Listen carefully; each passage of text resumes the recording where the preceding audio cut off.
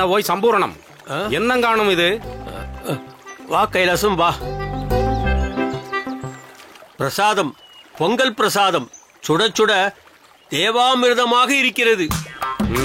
பிரசாதம், அதுவும் இவ்வளவு சீக்கிரம் கிடைத்து விட்டதா உமக்கு? கிடைக்காமல் நாமெல்லாம் யார்? யாதவ பிரகாச சுவாமிகளை சேர்ந்தவர்கள். அவருக்கு இங்குள்ள மதிப்பு என்னவென்று உனக்கு தெரியாதா என்ன? என்னை பார்த்ததுதான் தாமதம். மடப்பள்ளி சிப்பந்தி சட்டென்று ஒரு ஓலையில் பிரசாதத்தை எடுத்துக்கொண்டு வந்து என் கையில் பதவிசாக கொடுத்துவிட்டு சென்று விட்டான். அவ்வளவு மரியாதை. சரி, உனக்கும் கொண்டு வர சொல்லட்டுமா? வேண்டாம் வேண்டாம். ஏன், ஏதாவது விரதமா? என்னை பார்த்து ஏளனமாக கேட்கிறீரோ? சேச்சே, ஏளனமெல்லாம் இல்லையப்பா. பொதுவாக நேரம் காலம் என்றெல்லாம் பார்க்காமல் நினைத்தவுடன் உண்பதை ஒரு விரதமாக கொண்டவனாயிற்றே, அதனால் தான் சொன்னேன். கோபித்துக் கொள்ளாதே. ஏன் பிரசாதத்தை வேண்டாம் என்று சொல்கிறாய்? விடுமையா, பிரசாதத்தை சாப்பிடுவதற்கு ஒரு மனநிலையும் வேண்டும். வெறும் வயிறு மட்டும் இருந்தால் போதாது. என் மனசு ஒரு நிலையில் இல்லை ஐயா. ஏன், உன் மனசு சரியில்லாமல் போனதற்கு என்ன காரணம்? என்ன ஓய், உமக்கு நிச்சயமாக காரணம் தெரியவில்லையா, அல்லது தெரியாதது போல் பாசாங்கு செய்கிறீரா? அட என்னப்பா நீ, எனக்கு ஒன்றும் புரியவில்லை. உனக்கு மனசு சரியில்லை என்றால் அதற்கு என்ன காரணம் என்று நீதான் சொல்ல வேண்டும். ஒரே காரணம்தான். அந்த ராமானுஜன் என்னிடம் அகப்படாமல் தப்பிச் சென்று விட்டானே, அந்த காரணம்தான். அதை நினைத்துதான் என் மனம் அலைபாய்ந்து கொண்டிருக்கிறது. சரியாக போயிற்று.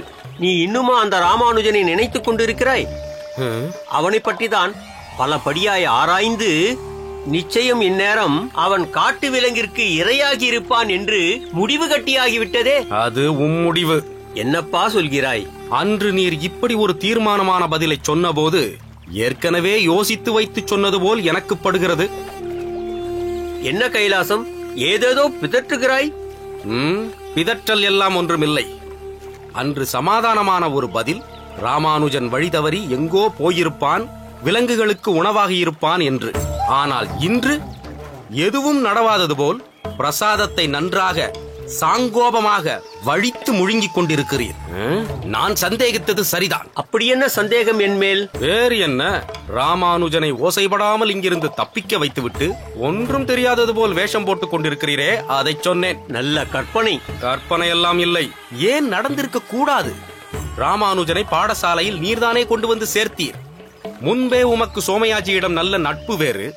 இங்கு காசியில் ஏதேனும் விபரீதமாக நடந்துவிட்டால் அந்த திருக்கட்சி துருவி துருவி கேட்கும் கேள்விகளுக்கு என்ன பதில் சொல்ல முடியுமோ என்று அந்த ராமானுஜனை யார் கண்ணிலும் படாமல் இங்கிருந்து தப்பிக்க வைத்து விட்டீர் என்கிறேன். அடச்சி, உன் வாயை அந்த கங்கை நீரை எடுத்து கொப்பளித்து அலம்பு.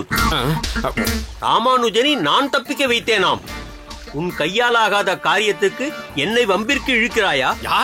யாரை பார்த்து கையாலாகாதவன் என்கிறேன்? உன்னைத்தான் கைலாசம் கையாலாகாதவன் என்றேன். என்ன சொன்னீர்? போதும் போதும்.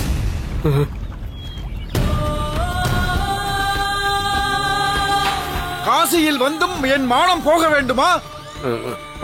அது வந்து இவர்தான் குருநாதா. இல்லை இல்லை, இந்த கைலாசம் தான் சுவாமி. போதும் போதும். இந்த ஓடும் கங்கையின் பிரவாக ஓசையை காட்டிலும் உங்கள் இருவரின் ஓசைதான் பலமாக ஒலிக்கிறது. நான் சற்று தாமதமாக வந்திருந்தால் ஒருவரை ஒருவர் கட்டி புரண்டு சண்டையிட்டு இருப்பீர்கள் போல் இருக்கிறது. அப்படியெல்லாம் இல்லை குருநாதா.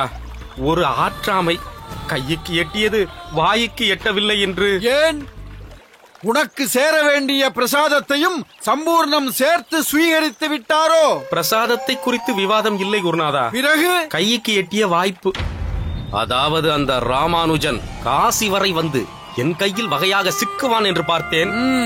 கை நழுவி போய்விட்டதென்று இவரிடம் ஆதங்கப்பட்டுக் கொண்டிருந்தேன். அவ்வளவுதான். இவன் சொன்னது ஓரளவு உண்மை. ஆனால் ராமானுஜன் கை நழுவி போனதற்கு நான் தான் காரணம் என்கிறான். சரி சரி, அதற்காக இவ்வளவு வாக்குவாதமா? நான் முன்பே சொல்லவில்லை இந்த யோஜனை எல்லாம் சரியாக வராதென்று? இல்லை குருநாதா, சரியாக வந்திருக்கும். சற்று நாம் எச்சரிக்கையாக இருந்திருந்தால். வெகு தூரம் வந்துவிட்டோம். ராமானுஜன் நம் கட்டுப்பாட்டில் தான் இருந்தாக வேண்டும் என்று சற்று அலட்சியமாக இருந்து விட்டேன். அதை அவன் சாதகமாக பயன்படுத்திக் கொண்டு விட்டான். அவ்வளவுதான். பார்த்தாயா, நீயே இப்போது ஒப்புக்கொண்டு விட்டாய். உன் அலட்சியம்தான் ராமானுஜன் தப்பிச் செல்வதற்கு காரணம். சற்று போரும். நம் அலட்சியம் என்று நான் சொல்ல வந்தேன்.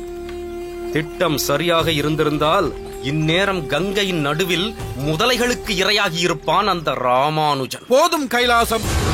நடக்காத ஒன்றை, நடக்க முடியாத ஒன்றை நீயே கற்பித்துக் கொண்டு அதிலேயே இன்னும் உழன்று கொண்டிருக்கிறாய். ஆனால் நடக்க வேண்டிய ஒன்றை, நடக்க போகின்ற ஒன்றை இதே கங்கையில் நான் நடத்தி காட்ட இருக்கிறேன். வேண்டாம் குருநாதா, நான் சம்பூர்ணம் சுவாமியை மன்னித்து விட்டேன். நீங்களும் மன்னித்து விடுங்கள். பாவம் பிழைத்து போகட்டும். முட்டாள், அதிக பிரசங்கி. நான் உள்ளார்ந்து முக்கியமாக ஒன்றை தெரிவித்துக் கொண்டிருக்கும் போது உனக்கு விளையாட இதுதான் நேரமா? பொறுத்தருள வேண்டும் குருநாதா. தங்கள் உள்ளம் குளிர்ந்து இருக்க அப்படி உரையாடினேன். தாங்கள் சொல்லுங்கள் குருநாதா. சொல்கிறேன் கேள். என் உள்ளம் நிஜமாகவே குளிர்ந்து இருக்க போகும் காரியம் ஒன்று இதே கங்கையில் நடக்கப் போகிறது. நீங்கள் ஏதேதோ திட்டம் தீட்டினீர்கள் அந்த ராமானுஜனை அழிக்க வேண்டும் என்று. ஆனால் அது பலன் தந்ததோ? இல்லையே. இப்போது இதே கங்கையில் ஒரு சாகச காரியம் நடக்கப் போகிறது. ஒரு அதிசயம் நடக்கப் போகிறது. யாரை வைத்து தெரியுமா? கோவிந்தன். கோவிந்தனை வைத்துத்தான் ஒரு அதி அற்புதமான காரியம் இதே கங்கையில் நடக்கப் போகிறது. அதன் பிறகு அந்த கோவிந்தனின் வாழ்க்கை பாதையே மாறப்போகிறது. என் வழியில், இந்த யாதவ பிரகாசனின் வழியில் பயணிக்கப் போகிறது. என்ன குருநாதா சொல்கிறீர்கள்? கங்கையின் பாதையே மாற்றிவிட்டது போல் இருக்கிறதே தங்கள் பேச்சு. ஏளனமா? நான் நினைத்தால் அதையும் செய்வேன். கங்கையின் பாதையை அப்படியே மாற்றி போட என்னால் முடியும். ஆனால் என் நோக்கம் அதுவல்ல. காரணம், இக்காசி ஈஸ்வரனான விஸ்வநாதருக்கு சொந்தமானது. இந்த கங்கை அவர் உடைமை. ஆனால் கங்காதரன் யாருக்கு உடைமை என்பது நாளை உங்களுக்கு புரியும். அதுவரை நீங்கள் இருவரும் பொறுத்திருங்கள். சரி, சதசிற்கு நேரமாகிவிட்டது. சம்பூர்ணம், வாரும் என்னோடு. சரி சுவாமி. இவன் பிரசாதத்தை ஸ்வீகரிக்காமல் எங்கிருந்து நகரமாட்டான். நீர் வாரும்.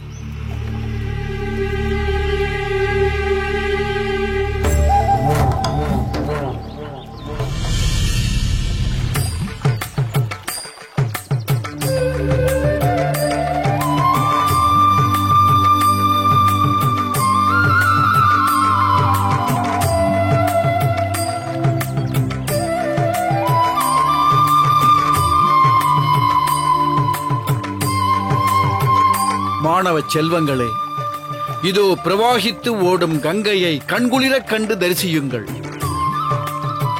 இந்த கங்கையானவள் உலகங்களையும் தன் புனித தன்மையால் பாவனமாக்குகிறாள். ஆகாசத்தில் இருந்து பெரும் சப்தத்துடனும் அதீத வேகத்துடனும் வந்த கங்கையை சிவபிரான் தன் செஞ்சடையில் தாங்கி கங்காதரன் ஆனான். பிறகு தன் ஜடாமுடியிலிருந்து 7ஆக பிரித்து இப்பூமியில் விட்டார் சிவபெருமான்.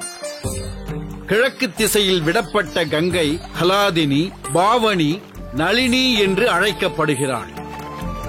மேற்கு திசையில் சூசக்ஷு, சீதா, சிந்து என்று பெயர் பெற்று பிரவாகிக்கிறாள். மொத்தம் 6 ஆயிற்று சுவாமி. 7வது பிரிவு? சரியாக கேட்டாய்.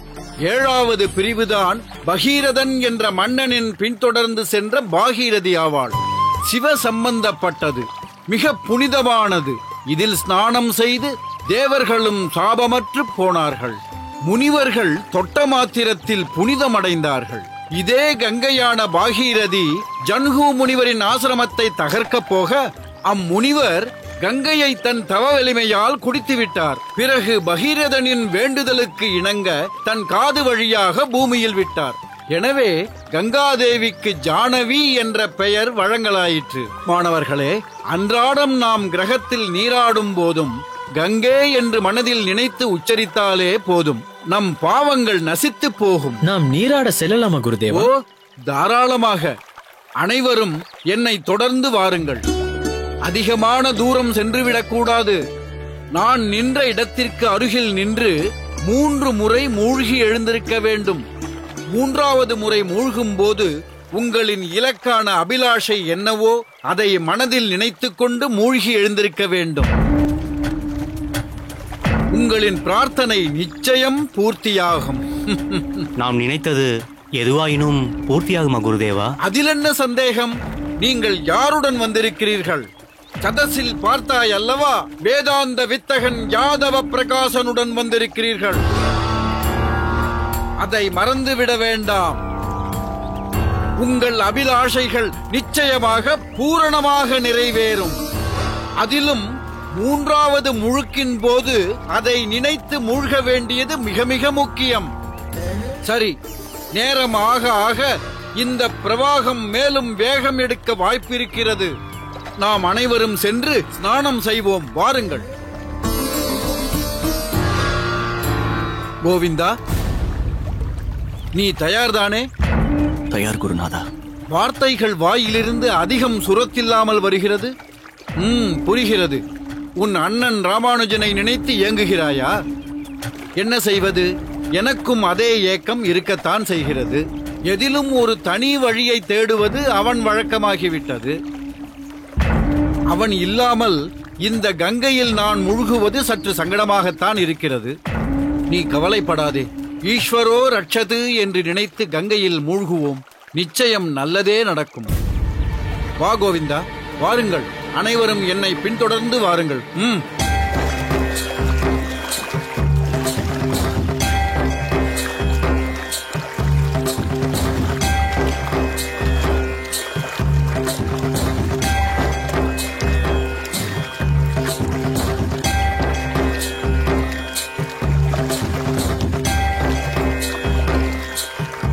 சபேசா, மார்த்தாண்டா, கீர்த்திவாசா, 3 முறை மூழ்கி எழுங்கள்.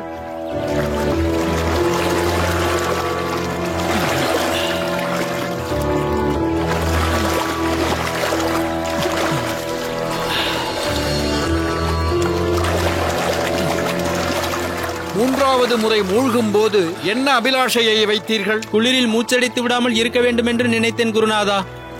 நாங்களும் அதைத்தான் நினைத்தோம் குருநாதா. அடச்சே, உங்களை எல்லாம் சரியான தொடை நடுங்குகள். செல்லுங்கள் கரையை நோக்கி.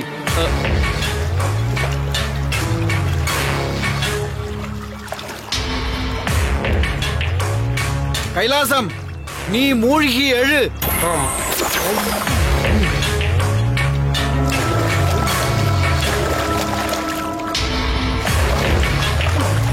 மூழ்கி எழுந்து விட்டாயா? உனக்கு தோன்றியது என்ன? மிகவும் பசிக்கிறது, உடனே சாப்பிட வேண்டும் என்று தோன்றியது குருநாதா. எல்லாம் என் தலையெழுத்து. நீ எல்லாம் எப்போது கரையேறப் போகிறாயோ தெரியவில்லை. இதோ ஏறிவிட்டேன் குருநாதா. குருநாதா, நான் மூழ்கட்டுமா?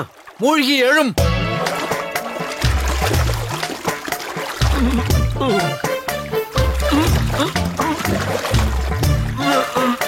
மூன்றாவது முழுக்கு. இதுவே தாழவில்லை சுவாமி. 3வதாக மூழ்கினால் அதோ அங்கே மிதப்பேன். கஷ்டம் கஷ்டம். சரி, கரையேறி நில்லும். கோவிந்தா, நானும் நீயும் 3 முறை மூழ்கி எழுவோம். நான் முன்பு கூறியதை ஞாபகத்தில் வைத்திருக்கிறாய் அல்லவா? இருக்கிறது சுவாமி. நல்லது. கங்காதேவியை மனதில் பிரார்த்தித்தபடி மூழ்கி எழுவோம். 1,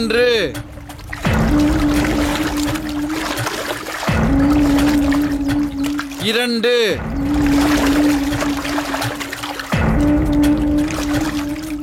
3.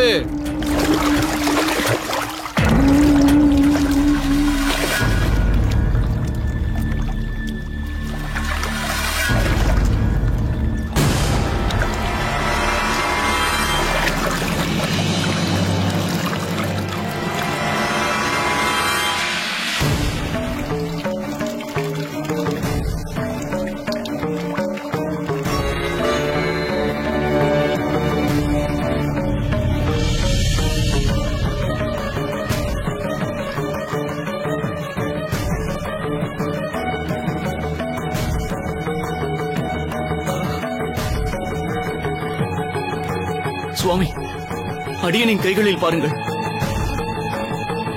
ஆஹா ஆஹா, என்ன விந்தை! இது என்ன அற்புதம்! கோவிந்தா, உன் ஜென்மம் சாபல்யம் அடைந்து விட்டது. நீ பெரும் பேறு பெற்று விட்டாய். தாங்கள் என்ன சொல்கிறீர்கள் குருநாதா? கோவிந்தா, உன் கைகளில் நீ காண பெறுவது சாட்சாத் அந்த காசி விஸ்வநாதனே.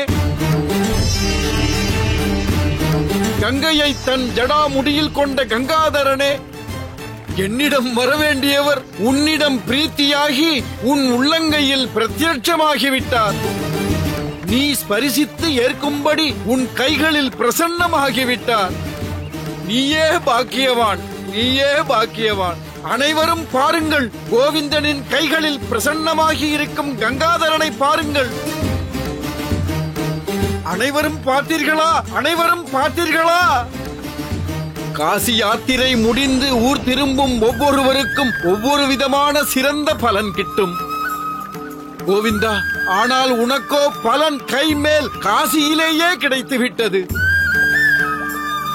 அந்த சிவபிரான் நடத்திய திருவிளையாடலே இது. அப்பெருமான் உன்னை தன்னுடைய பக்தனாக்கிக் கொண்டான். உன் உள்ளங்கையில் அடைக்கலமாகி உவகையாக எழுந்தருளிவிட்டான். இனி நீ இப்பெருமானை மறவாதே. இன்று முதல் உன் வாழ்வு இனி இவரோடு.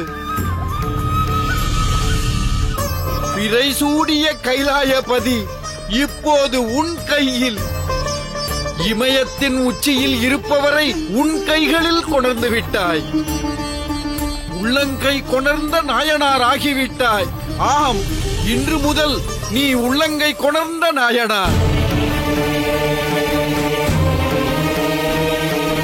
உள்ளங்கை கொணர்ந்த நாயனார். வாழ்க வாழ்க!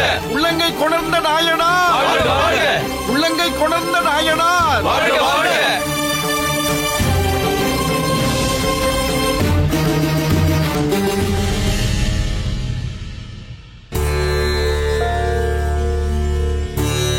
கோவிந்த பட்டர். பிறப்பு துர்மதி ஆண்டு தை மாதம், புனர்வசு நட்சத்திரம், ஸ்ரீராமச்சந்திரமூர்த்தியின் நட்சத்திரம். ஆமாம், அவனுக்கும் வயதாகிக் கொண்டே இருக்கிறது. அவன் பிறந்தது தை மாதம். அதேபோல் வரும் தை மாதத்திலேயே அவனுடைய திருமணத்தை நடத்திவிட்டால் மிகவும் நன்றாக இருக்கும்.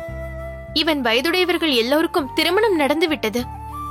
இவனுடைய திருமணமும் விரைவில் நடந்துவிட்டால் எங்களுடைய பெரிய பொறுப்பு முடிந்துவிடும். என்ன ஜோதிடரே, ஜாதகத்தையே பார்த்து கொண்டிருக்கிறீர்கள்? அமோகமான ஜாதகம். விவாக பிராப்தி இருக்கிறது. இந்த ஜாதகம் புனர்வசுவாக இருப்பதால் உங்களை பிரிந்திருந்தாரோ? சரியாக சொன்னீர்கள். என் அக்கா காந்திமதி அகத்தில்தான் அவன் வளர்ந்தான். எப்பொழுதும் ராமானுஜனோடுதான் இருப்பான். ராமானுஜனுக்கு கல்யாணம் நடந்துவிட்டது. அடுத்தது இவன்தான். நீங்கள் சொல்வதெல்லாம் சரிதான். ஆனால் ஆனால் என்ன? இந்த ஜாதக வாசிக்கு இப்போது திருமணம் செய்வது உச்சிதமான காலம் அல்ல. என்ன ஜோதிடரே இப்படி சொல்கிறீர்கள்? அவனுக்கு உடனடியாக திருமணம் செய்து வைக்க வேண்டும். ஏன், ஏதாவது தோஷம் இருக்கிறதா? அதற்கு தேவையான பரிகாரம் வேண்டுமென்றாலும் நாங்கள் செய்கிறோம். எந்த தோஷமும் இல்லை. அதனால் எந்த பரிகாரமும் தேவையில்லை. ஆனால் சமய சந்தர்ப்பம் ஏதுவாக இல்லை. நான் கூறுவது புரிந்ததல்லவா? ஜோசியரே, இந்தாரும் உமது தட்சிணை. சுவாமி, என்ன இது? அதற்குள் தட்சிணை கொடுக்கிறீர்களே? அவர்தான் தெளிவாக சொல்லிவிட்டாரே, கோவிந்தனுக்கு திருமணம் செய்து வைக்க இது உச்சிதமான காலம் இல்லை என்று. இருந்தாலும் வேறு ஏதாவது மார்க்கம் இருக்கிறதா என்று கேட்டுக்கொண்டிருக்கிறேன். அதற்குள் நீங்கள் அவசரப்படுகிறீர்களே. நான் அவசரப்படவில்லை, நீதான் கட்டாயப்படுத்துகிறாய்.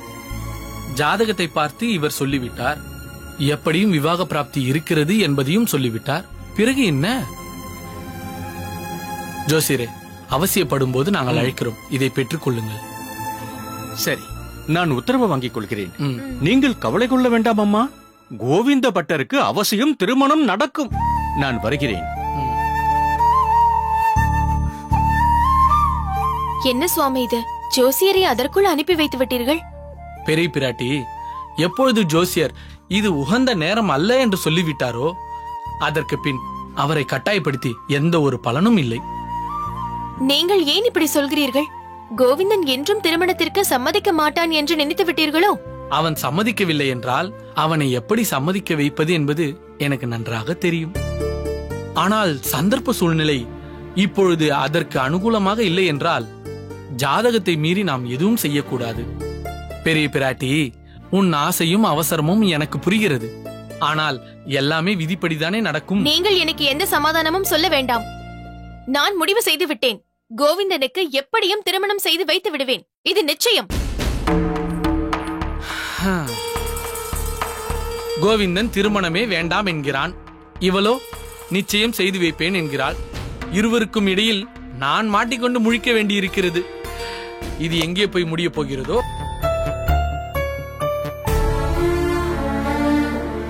என்ன யோசனை தஞ்சா? இல்லை, அவர்கள் எல்லோரும் காசி சென்றிருப்பார்கள் அல்லவா? சென்று வெகு நாட்கள் ஆகிவிட்டதே, அவசியம் போய் சேர்ந்திருப்பார்கள். அடியேன் இங்கு வந்து விட்டேன்.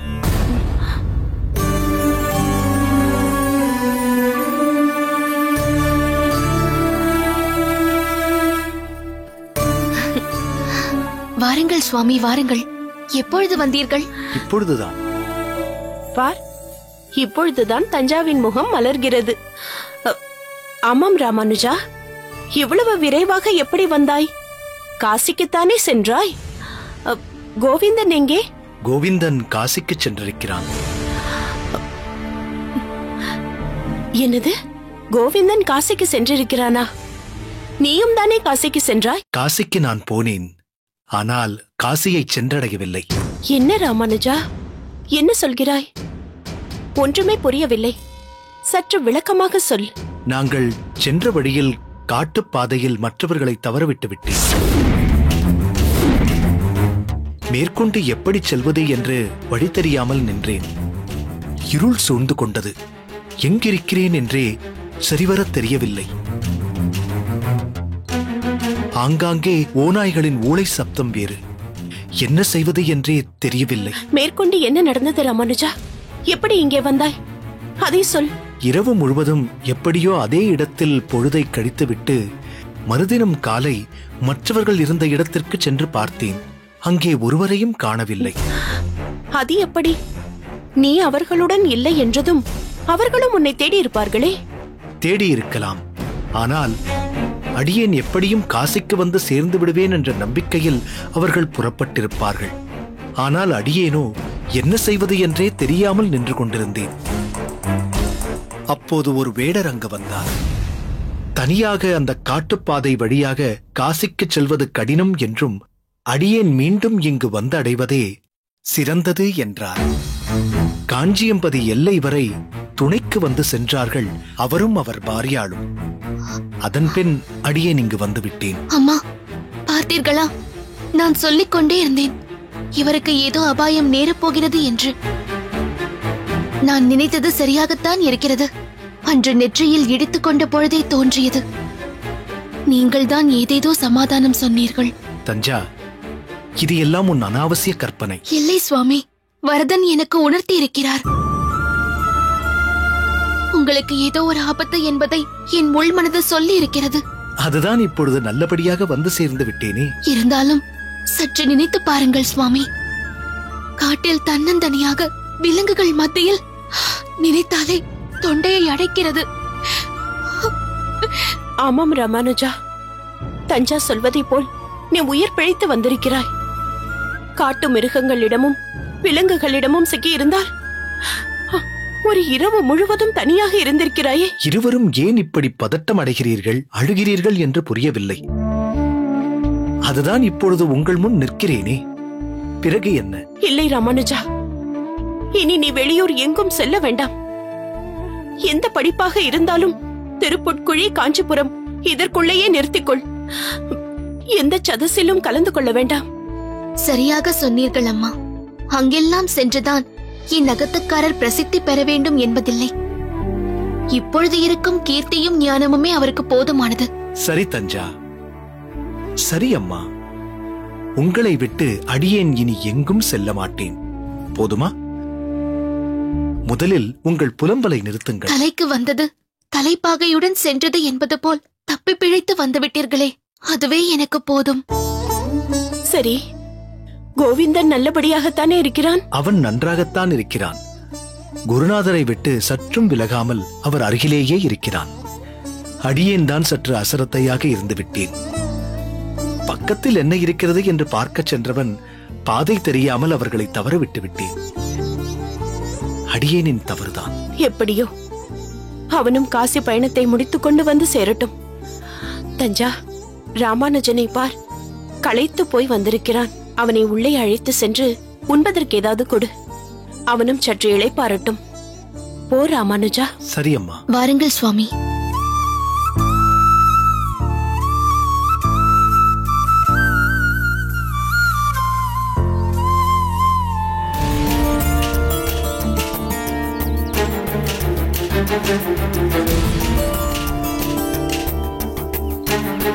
வந்தனம் சுவாமி.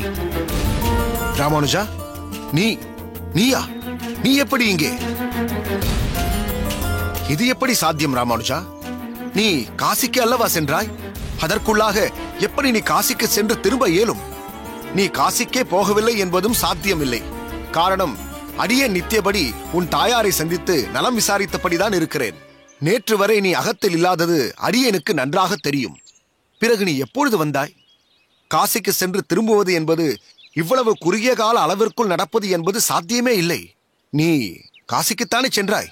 ஆம் சுவாமி, காசிக்குத்தான் சென்றேன். ஆனால் விந்தியமலை சமீபம் வரை சென்றுவிட்டு திரும்பிவிட்டேன். சற்று புரியும்படி சொல் ராமானுஜா. விந்தியமலை வரை சென்ற நீ அதற்குள் எப்படி காஞ்சியம்பதிக்கு திரும்ப முடியும்? அங்கு என்னதான் ஆயிற்று? சுவாமி, அடியேன் வழி தவறி அவர்கள் அனைவரையும் பிரியும்படி ஆகிவிட்டது. என்ன, வழியை தவற விட்டு விட்டாயா? பிறகு தன்னந்தனியாக, அதுவும் இவ்வளவு சீக்கிரம் காஞ்சியம்பதிக்கு? ஒரே ஆச்சரியமாக இருக்கிறது ராமானுஜா. சுவாமி, இதை விதி என்பதா அல்லது பகவத் சங்கல்பம் என்பதா எப்படி என்று அடியேனால் தீர்மானிக்க முடியவில்லை. தங்களுக்கே தெரியும், இந்த காசி யாத்திரையில் ஆரம்பத்திலிருந்தே அடியேன் முனைப்பு காட்டவில்லை. தங்கள் மனநிலையும் அப்படித்தான். தாங்கள் அடியேன் காசி யாத்திரை செல்வதை விரும்பாத போது அந்த வரதனும் அதை விரும்பவில்லை போலிருக்கிறது. காரணம், வரதன் தங்களுக்கு மிகவும் பிரியமானவன். எனவேதான் அந்த எம்பெருமான் அடியேனை அவர்களிடமிருந்து பிரித்து காஞ்சியம்பதிக்கே வரும்படி செய்துவிட்டான். ராமானுஜா, நீ சொல்வதை கேட்பதற்கு மிகவும் அதிசயமாக இருக்கிறது. ஆம் சுவாமி, அதிசயம்தான் நடந்திருக்கிறது. இப்போதும் அதை எண்ணி பார்த்து வியப்படைந்து கொண்டுதான் இருக்கிறேன். சற்று விவரமாக சொல் ராமானுஜா. சொல்கிறேன் சுவாமி. வழியை தவறவிட்ட அடியேன் அடர்ந்த வனப்பகுதிக்குள் சிக்கிக் கொண்டேன். ஒரு நாள் முழுவதும் அன்ன ஆகாரமின்றி அலைந்து திரிந்தேன். ஆனால் சரியான திசையை அறிய முடியாமல் தவித்தேன். ஒரு சமயத்தில் மறு அடி எடுத்து வைக்க முடியாமல் கால்களும் துவண்டு விட்டது. அந்நிலையில் தாங்கள் அடியேனுக்கு அளித்த அந்த பெருமாள் தாயார் வடிவத்திடம் சரண் புகுந்தேன். அப்பொழுது சுற்றிலும் யாரும் காணப்படாத சமயத்தில் ஒரு வேடனையும் வேடுவச்சியையும் பார்த்தேன். அவர்களை வேடுவன் வேடுவச்சி என்று சொல்லக்கூடாது, அடியேனுடைய தாய் தகப்பனார் என்று சொல்ல வேண்டும்.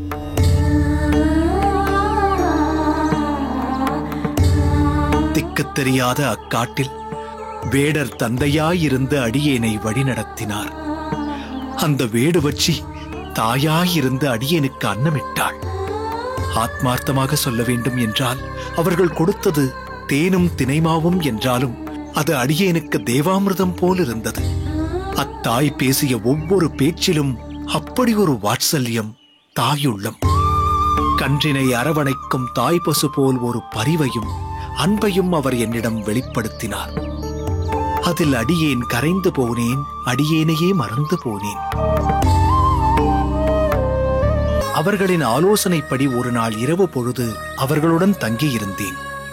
மறுநாள் பொழுது புலர்ந்ததும் அவர்கள் இட்ட வழக்காய் அடியேன் அவர்களை பின்தொடர்ந்து சென்றேன். ஆனால் வெகு தூரம் நடந்திருக்க வாய்ப்பில்லை. அப்போது அந்த வேடுவத்தாய்க்கு தாகம் எடுத்ததால் மிகவும் துவண்டு போய்விட்டார்கள். முதல் நாள் இரவே அத்தாய் தாகத்தால் தண்ணீர் வேண்ட அதை அடியேனால் நிறைவேற்ற முடியாமல் போய்விட்டது. அதனால் சற்றும் தாமதிக்காமல் அவர்களின் தாகத்தை தீர்க்க நினைத்தேன். அந்த வேடுவரும் அடியேனிடம் சற்று தொலைவில் ஒரு கிணறு இருக்கிறது, அதிலிருந்து நீர் எடுத்து வா என்றார். அவர் காட்டிய திசையில் ஓடிச் சென்று பார்த்தபோது கிணறும் இருந்தது, அதில் தண்ணீரும் இருந்தது. அக்கிணற்றின் அருகே சில சிவனடியார்களும் சில வைஷ்ணவர்களும் சென்று கொண்டிருப்பதைக் கண்டு மிகவும் ஆச்சரியப்பட்டு இந்த க்ஷேத்திரத்தின் பெயர் என்னவென்று ஒருவரை வினவினேன். அவர் சொன்ன பதில் அடியேனை மேலும் ஆச்சரியப்பட வைத்தது. அப்படி என்ன க்ஷேத்திரம் என்று அவர் சொன்னார்? சத்தியவிரத க்ஷேத்திரமான காஞ்சியம்பதி. அதோ தெரிகிறதே, வரதனின் புண்ணிய கோடி விமானம் என்றார். அங்கிருந்தபடியே அடியேன் அந்த புண்ணிய கோடி விமானத்தை தரிசித்தேன். அடியேனின் கண்களை அடியேனாலேயே நம்ப முடியவில்லை. ஒரே ஒரு இரவு பொழுதை கடந்து அடுத்த நாள் காலை பொழுதில் விந்திய மலையிலிருந்த அடியேன் காஞ்சியம்பதியில் இருக்கிறேன். இது எப்படி சாத்தியம் என்று அடியேனுக்கு புரியவில்லை. அவசர அவசரமாக தண்ணீரை முகண்டு கொண்டு அந்த வேடுவ தம்பதியர் இருக்கும் இடத்திற்கு அடியேன் ஓடினேன். அங்கு நீ அவர்களை கண்டாயா? இல்லை. சுற்றிலும் பார்த்தேன், அவர்கள் எங்கேயும் இல்லை. அவர்கள் எப்படி அங்கே இருப்பார்கள்? சரி, மேலே நடந்ததை சொல். மிகுந்த ஆச்சரியத்துடனே அங்கிருந்து புறப்பட்டு அடியேன் அகத்திற்கு வந்து சேர்ந்து விட்டேன். அடியேனை பொறுத்தவரை இது என் மறுபிறப்பு என்றே சொல்ல வேண்டும். எனவே அந்த வரதனுக்கு அடியேனின் நன்றிகளை அவன் திருப்பாதங்களில் காணிக்கையாக்கிவிட்டு தங்களை தேடிக்கொண்டு வந்தேன். சுவாமி, இப்போது நினைத்தாலும் அத்தம்பதிகளின் உபகாரம் அடியேனை மெய்சிலிர்க்க வைக்கிறது. அடியேன் அடைய வேண்டிய க்ஷேத்திரம் வந்துவிட்டது, அடியேனை கொண்டு வந்து சேர்த்தாகிவிட்டது என்று புறப்பட்டு சென்று விட்டார்களா? ஏதும் புரியவில்லை. அவர்கள் தங்களின் நாமதேயம் இதுதான் என்று ஏதாவது பெயர்களை குறிப்பிட்டார்களா? குறிப்பிட்டார்கள் சுவாமி. வேடுவர் தன்னை வனராசவில்லி என்று சொல்லிக் கொண்டார். தன் பாரியாளை காட்டி இவர் பெயர் பெருமாயி வில்லிச்சி என்று அறிமுகப்படுத்தி வைத்தார்.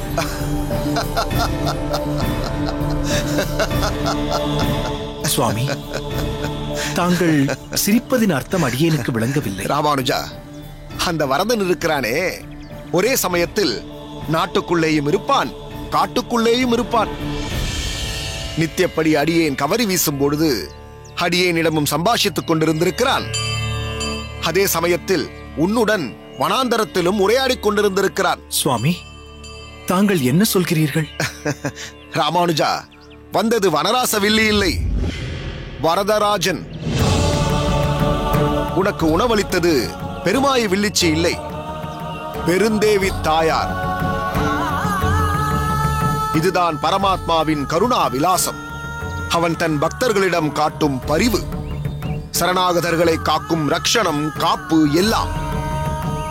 நாம் அவனை நோக்கி ஒரு அடி எடுத்து வைத்தால் அவன் நம்மை நோக்கி 1000 அடிகள் எடுத்து வைத்து விரைந்து வந்து நம்மை காக்கிறான், ரட்சிக்கிறான். அதனால் அன்றோ அவன் சரணாகத வத்சலன் என்றே அழைக்கப்படுகிறான். ராமானுஜா, சொந்தமும் பந்தமும் செல்வமும் எப்பொழுது வேண்டுமானாலும் நம்மை கைவிட்டு விடும். ஆனால் பகவான் ஒருபொழுதும் நம்மை கைவிட மாட்டார். வரதராஜன் நம்மை கைவிடவே மாட்டார். தன்னை சரண் புகுந்தவர்களை காப்பது தன் தலையாய கடமையாகவே அவன் நினைத்திருக்கிறான். அதன்படியே உன்னையும் காப்பாற்றி இருக்கிறான். அடியேன் உன்னிடம் பலமுறை சொல்லி இருக்கிறேனே ராமானுஜா, உன்னுடைய வாழ்க்கையை நீ வழிநடத்தவில்லை, அந்த வரதன் தான் வழிநடத்துகிறான். அது ஏற்கனவே தீர்மானிக்கப்பட்டிருக்கிறது. நீ எல்லாவற்றிற்கும் ஓர் உதாரணமாயிருக்கிறாய். ஏதோ ஒரு காரணத்தால் வழிதவறி வந்துவிட்டேன் என்றாயே, ஏதோ ஒரு காரணத்தால் அல்ல. உன்னால் இந்த சம்பிரதாயத்திற்கு ஆற்ற வேண்டிய பணிகள் அநேகம் இருக்கிறது என்பதுதான் வரதனின் தீர்மானம். அதன்படி நீ உன் வேத வேதாந்த படிப்புகளை இன்னும் விரைந்து கற்று பல வழிகளில் சம்பிரதாயத்தை அபிவிருத்தி செய்ய வேண்டிய பெரிய பொறுப்பு உனக்கு இருக்கிறது. சுவாமி, இச்சமயத்தில் அடியேன் ஒன்றை தங்களிடம் தெரிவிக்க விரும்புகின்றேன். இப்போது வரதனின் சன்னதியில் ஒரு கோரிக்கையை முன்வைத்து உறுதியும் எடுத்துக்கொண்டு வந்துள்ளேன். அது என்ன உறுதி ராமானுஜா? அடியேன் இனி வேத வேதாந்த விஷயங்களை கற்கும் விஷயத்தில் இறங்கப் போவதில்லை. படித்தவரை போதும் என்று தீர்மானித்து விட்டேன். இனி அந்த வரதனே கதி என்றும் தாங்கள்தான் அடியேனின் வழிகாட்டி, குரு, ஆசான் எல்லாம் என்றும் முடிவெடுத்து விட்டேன். இனி வித்தைக்கு ஒரு ஆசான், சம்பிரதாயத்துக்கு ஒரு குரு என்று இல்லாமல் தாங்கள் இட்ட வழக்காக இனி இருக்கப் போகிறேன். தாங்கள் அடியேனுக்கு வழிகாட்டுங்கள், அதன்படி அடியேன் பணிபுரிகிறேன். இனி ஏட்டுக்கல்வி வேண்டாம் சுவாமி. வித்தையில் அடியேனுக்கு நாட்டம் இல்லை. ராமானுஜா, நீ அப்படி சொல்வது முறையல்ல. நீ கற்கும் வித்யை உன் விருப்பமோ மற்றவர்களின் விருப்பமோ அல்ல. உன் தகப்பனாரின் விருப்பம் அபிலாஷை. உன் தகப்பனார் மிகப்பெரிய வேத வித்து. அவருக்கு தெரியும், தன் மகன் வேதத்தை கற்று ஒரு பண்டிதனாக மட்டும் இருக்கப் போவதில்லை.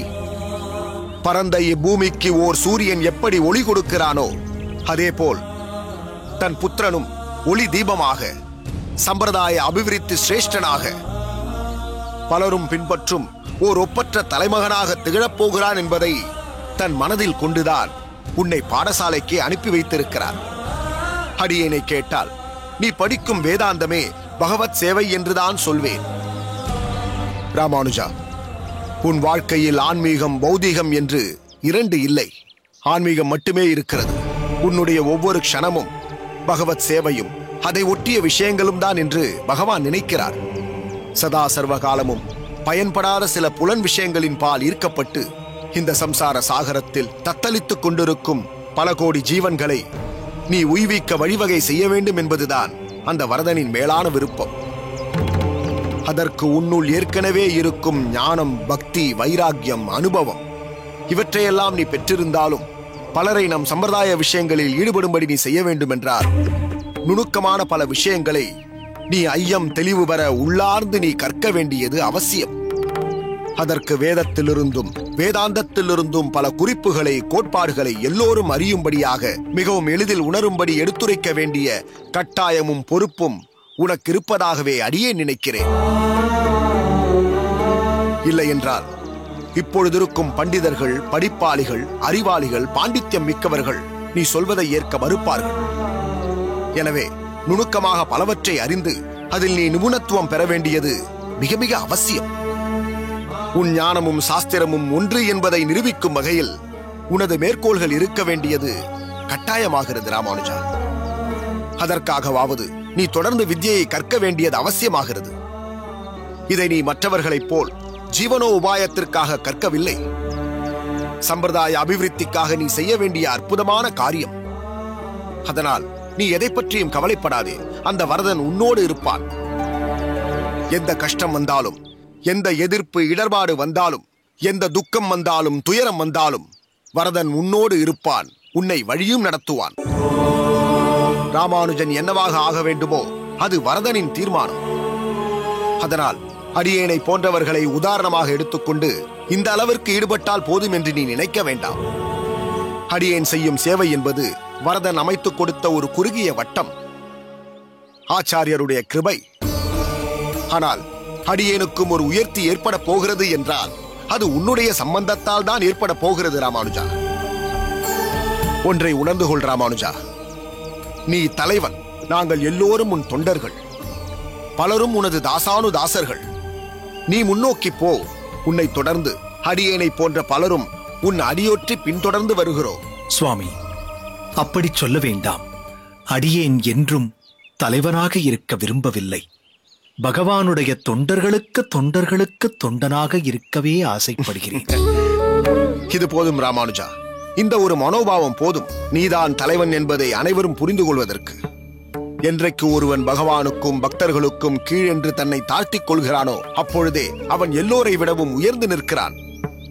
ராமானுஜா, நீ குழப்பம் எதுவும் அடையாமல் உன் போக்கிலே போ. யாதவ பிரகாசர் மூலமாக அந்த பகவான் இன்னும் என்னவெல்லாம் லீலைகள் உன்னிடத்தில் செய்ய வேண்டுமோ அவை அனைத்தையும் செய்யட்டும். இவை அனைத்தும் பிற்காலத்தில் பகவானிடத்தில் ஓர் உறுதியான பக்தி வருவதற்கு அச்சாரமாகவே அமையப் போகிறது. மொத்தத்தில் நடந்த காரியங்கள் அனுகூலமாகவே இருக்கும். அவ்வளவு ஏன், உன்னை ஒட்டிய பல விஷயங்கள் எல்லோருக்குமே வழிகாட்டுதலாக விளங்கப் போவதால் உன்னை பற்றி அடியேன் கவலையுறவே இல்லை. நீ காசிக்கு செல்லவில்லையே என்ற வேதனையும் இல்லை. அதனால் எந்த நஷ்டமும் கிடையாது. ஆனால் ஒரே ஒரு மன சங்கடம் மட்டும் இருக்கிறது. என்ன சுவாமி அது? என்ன மனச்சங்கடம்? யாரால் சுவாமி? கோவிந்தனால். காசி யாத்திரையில் உனக்கு ரட்சகனாக வரதன் இருப்பது போல் நீ கோவிந்தனுக்கு காப்பாய் இருப்பாய் என்று நினைத்திருந்தேன். ஆனால் ஏதோ ஒரு சூழ்நிலையால் வரதன் கோவிந்தனிடமிருந்து உன்னை பிரித்திருக்கிறான். உன் துணை இல்லாமல் அங்கு கோவிந்தன் எந்த மனநிலையில் இருக்கிறான் என்பதை நினைத்துத்தான் அடியேனின் மனம் குழப்பமடைகிறது ராமானுஜா.